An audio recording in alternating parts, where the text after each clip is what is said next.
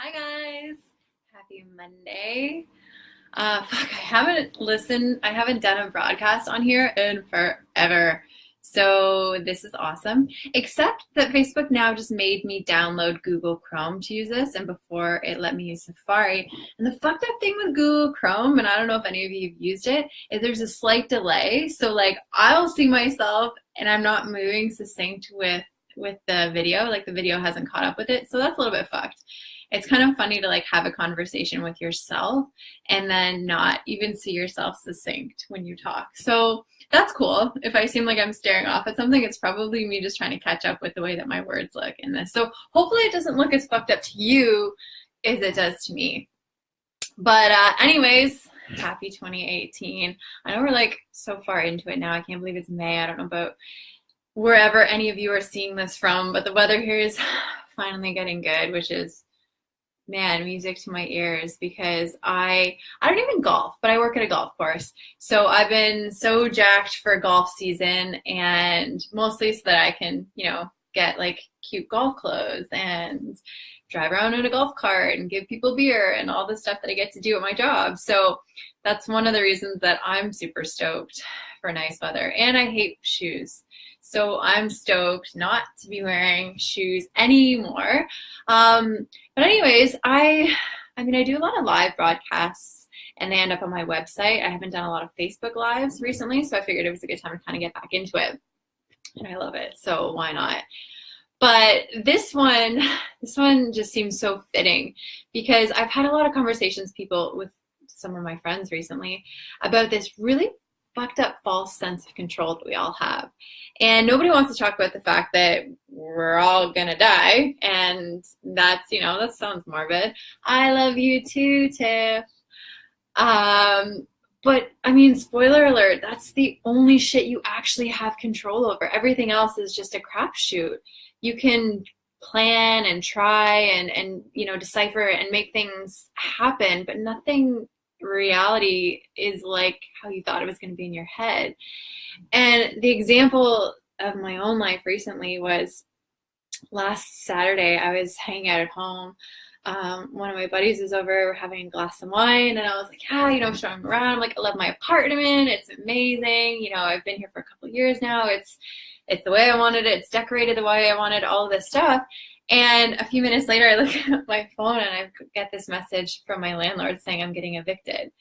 And and I looked at it and I was like, oh, well, that's fucked. And he's like, why? I'm like, oh, I have to move in 2 months. And he's like, what? It's like, you just got this message now? I'm like, yeah, I just found out that I'm getting evicted. And I was like, oh, that sucks. Can you pass me more wine? And he was like, that was it? That's it? That's your reaction to this? And I was like, well, I mean, fuck, Future Siobhan's got a lot of stuff to do now, but yeah, that's my reaction. What else am I supposed to do? I mean, how else am I supposed to respond to the fact that I gotta move? And he's like, well, I know you're just like, you're so cool about it. Like, you're not freaking out, you're not nothing. And I was like, well, I'm not attached to this apartment. Like, it just kind of is what it is. Why would I be upset with the fact that, yeah, I don't want to move. Like, moving's a pain in the ass. But besides that, I don't, like, you can't hold on to stuff. And it's interesting because I've had so many conversations with people recently where they tell me, that they're frustrated about shit that goes on in their life and they spend all of this time worrying. And don't get me wrong, I'm the queen of worrying because I try to plan out things in my head.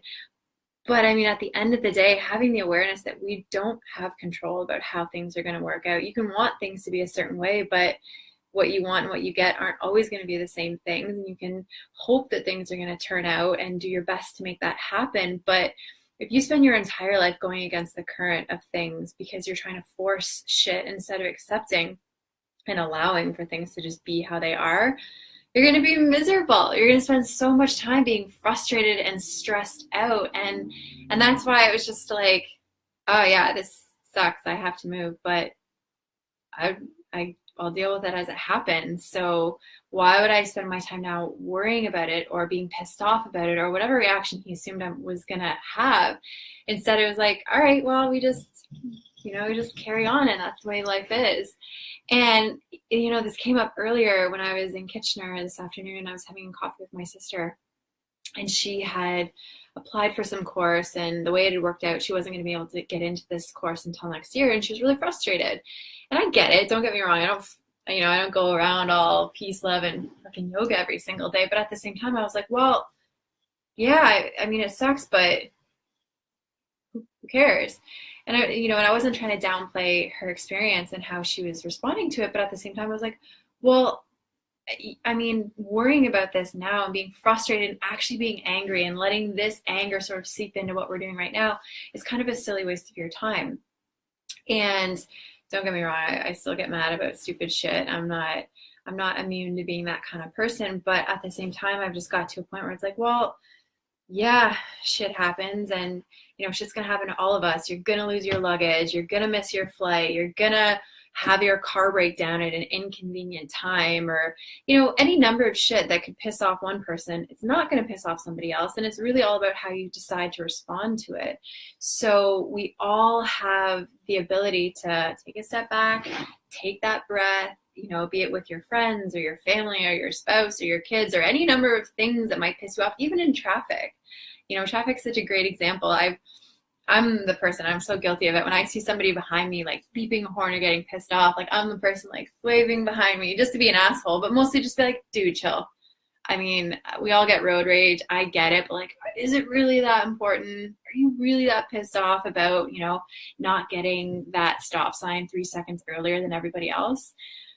But we all do it. We all worry about stupid shit. And if you spend so much of your time doing that, like think about how counterintuitive that is to everything else. So yeah, and so the conversation I had with Sinead earlier was like, I understand that you're frustrated, and so do what you can to see if you can make this situation different. Do what you can to see if you can find a way to get into this program. And if not, stop trying to push against what's going on and stop being angry about this, and just keep on keeping on, and something else is going to happen, and some opportunity is going to present itself. And it's easier to stay in the moment when you're sort of, outside of that situation, as I was. But at the same time, it was just kind of a reminder to her and to myself that we choose our reactions. When people say shit like, oh, that person just made me so mad, or like, I just couldn't, like, that person brings this out of me. And it's like, well, they don't bring shit out in you. You decide. You're responsible for all of your decisions, and you can decide to, act like an asshole or be angry or be upset or sad or whatever your chosen response is. You have the decision to change every single second. So I have a huge, I'm in my spare bedroom right now, and this room is literally like my meditation room and my sanction. And there's a big thing on one side of my wall that says inhale and exhale. And it's made from these oil drums that these women in Kenya made. And I loved it because it was unique, but I also love it because every time I look at it, I literally do take a deep inhale and just take that deep exhale. And sometimes that's all it takes. And so spending all of this time worrying, and worry and anxiety are so closely related to living in the future.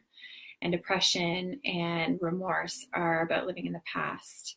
And of course, contentment is living in the now. And that might be a little bit too out there and zen and yogi for some people.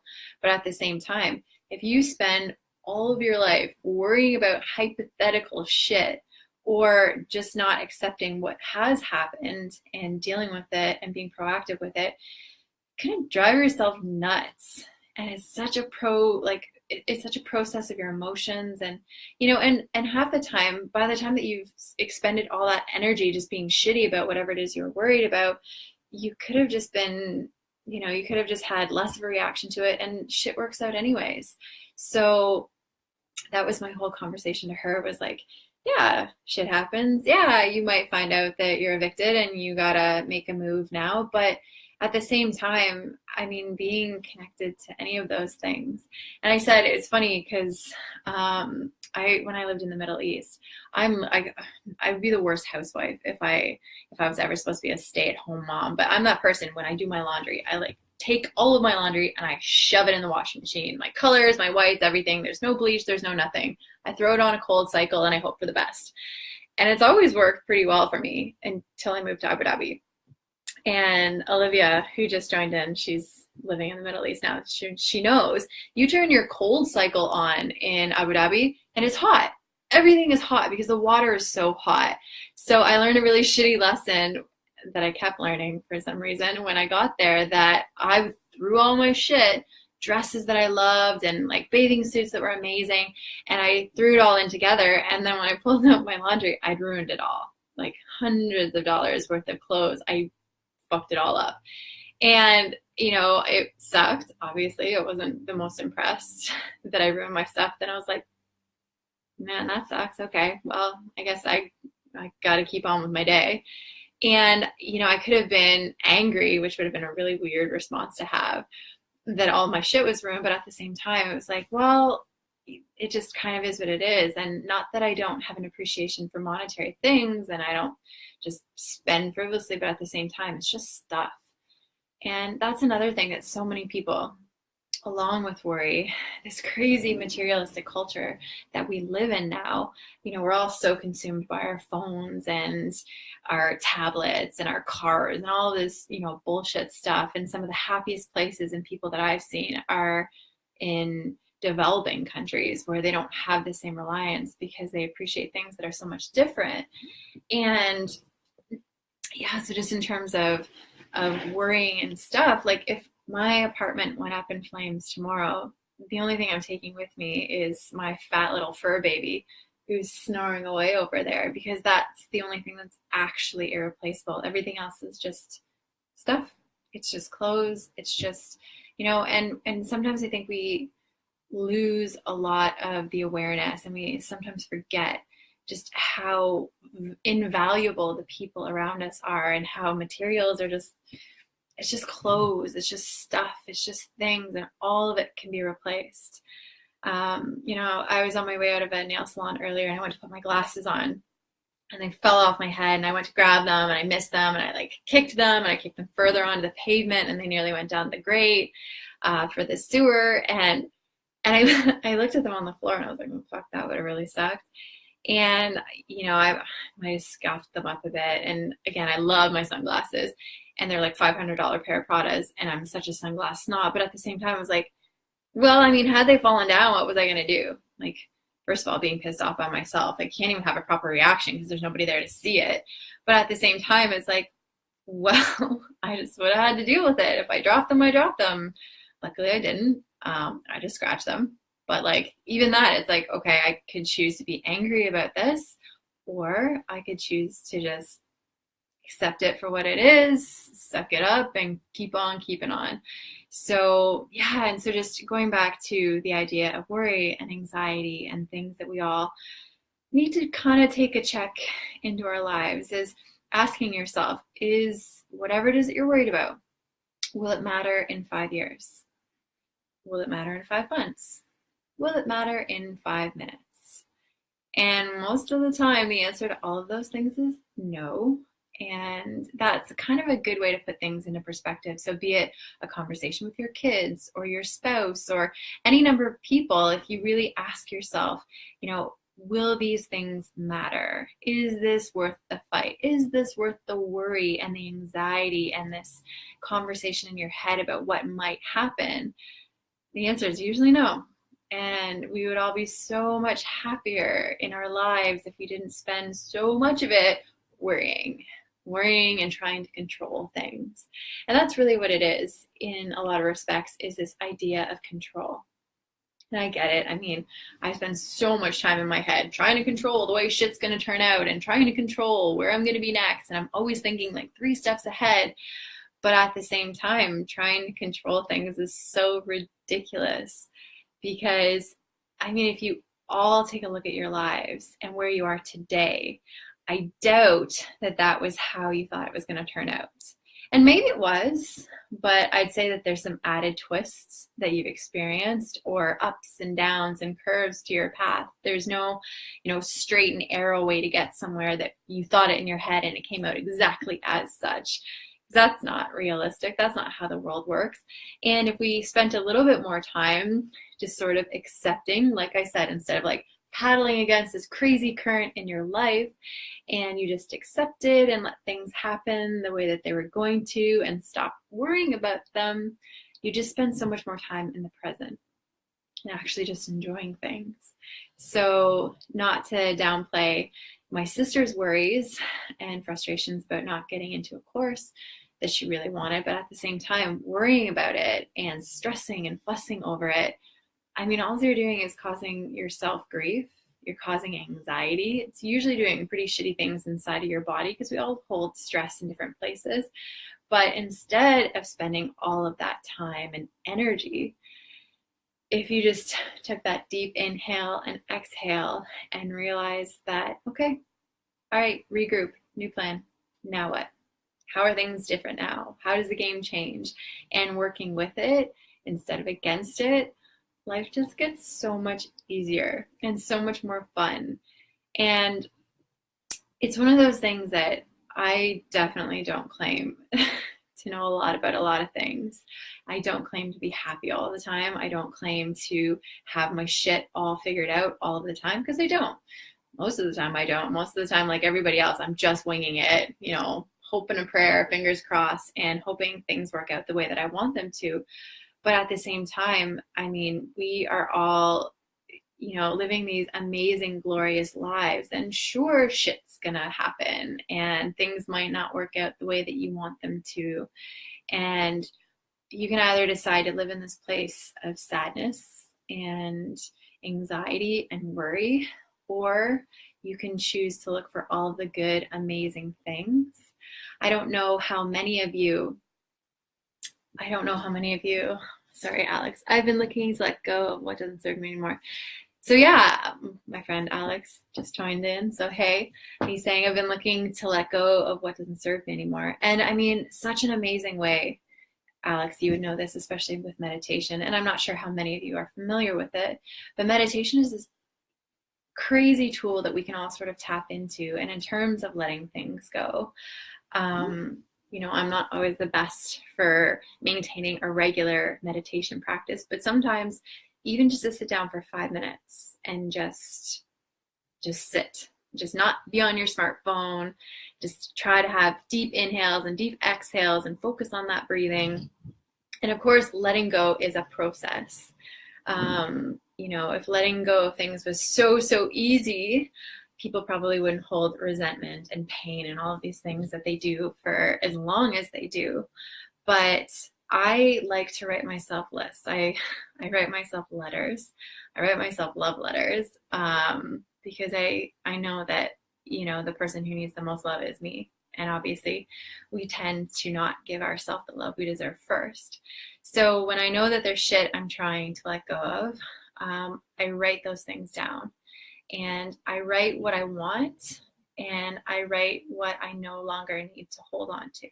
So I write what serves me, and I write down what doesn't serve me.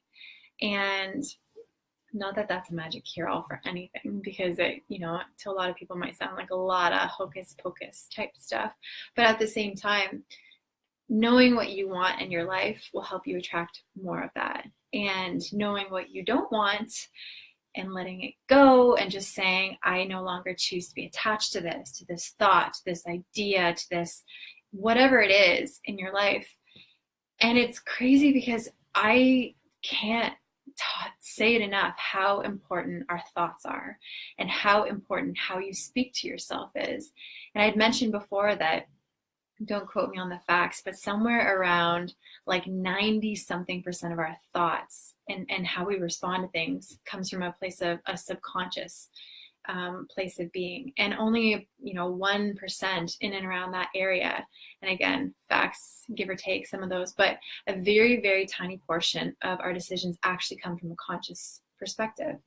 And what that basically means is that most of the time, the shit that you do isn't something you actually chosen to do. It's been preconditioned for you, which means maybe it's a behavior you learned from your parents, or it's a situation that you've responded to something similar in your past, and so now this is how you've been preconditioned to respond, or where you grew up, or the people that you hung out with. Like, so much of what we do in our lives comes from a subconscious place, which means that not all of that could be good. So in terms of letting things go, there might be a lot of things that you're holding on to subconsciously and you have no idea. And so you might ask, well, how the hell am I supposed to let go of something that I don't even know I'm holding on to? which is obviously a very fair question. Some things that have worked really well for me is I listen to meditations when I go to sleep. I listen to sleep hypnosis, and it's just basically about reconditioning my thoughts. So sometimes I'll listen to one about being more loving, or manifesting money, or manifesting amazing people in my circle and in my tribe, or letting go of things that don't serve me. And so having that subconscious, or that music play into my subconscious while I'm sleeping is a great way to program it. I also am a huge fan, like I said, of writing letters, and I write gratitude letters to myself. I write gratitude letters to my friends. I write a gratitude list every day. So it'll just be on a piece of paper, things I'm grateful for.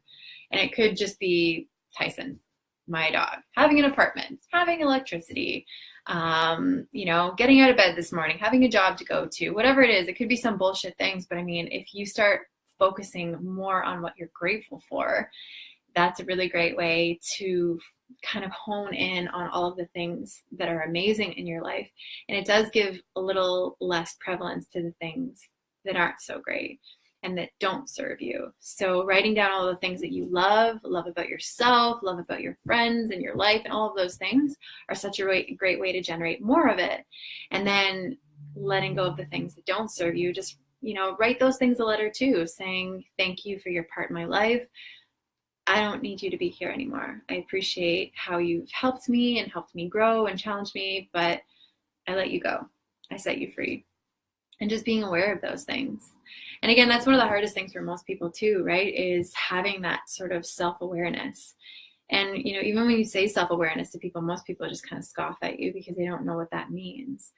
But to be self-aware is to just, when a thought arises, for example, giving yourself that quick inhale and exhale and allowing yourself to almost take a step back and think about it and look at it objectively before you respond to it is the beginning of having self-awareness. Because, when you respond to somebody in anger, it means that you probably didn't give yourself enough time to sort of, okay, is this worth getting mad about? Is this really what I'm angry about? Is this maybe something else? I'm projecting this because I'm upset about something different.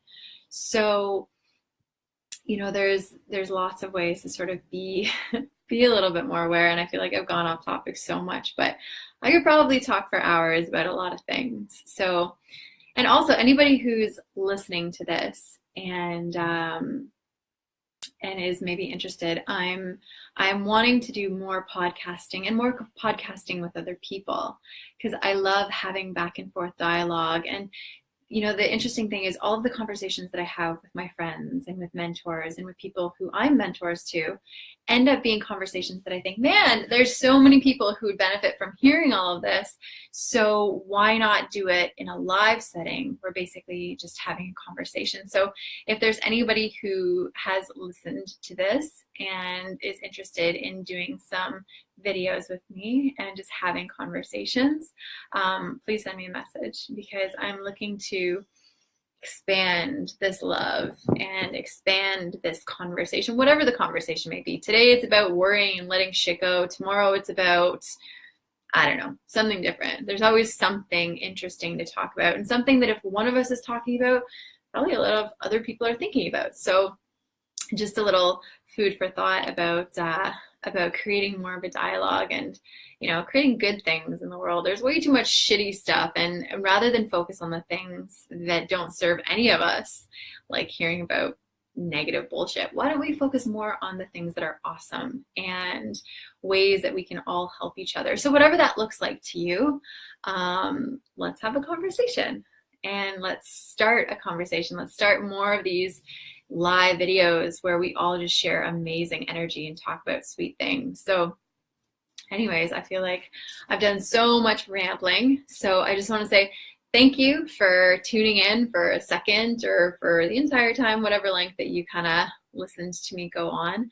But I'm just here basically reminding you, spending all of that time worrying about hypothetical things or responding to things that, like everything in your life, isn't really in your control, is stealing so much of your energy. And rather than resisting all of those things, accepting those things for whatever they are is going to just allow you to have more amazing experiences and get more out of your life than being stressed all of the time. So rather than letting all of that shit manifest in your body, as stress and worry and anxiety do, wherever that is for you, I encourage you tonight to take a second and look at the things that perhaps you're worrying about and ask yourself, will this matter?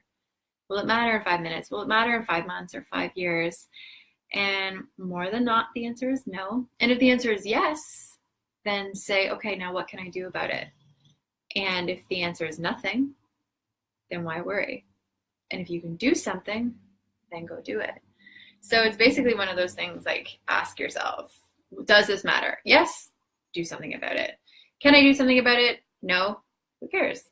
Can I do something about it? Yes, okay, go do the thing. Well, this thing is too hard and I can't do it right now. So then don't worry. Like, there's always this basically question and answer that you can have with yourself. But at the end of the day, most of the things won't matter. Most of the fights won't matter.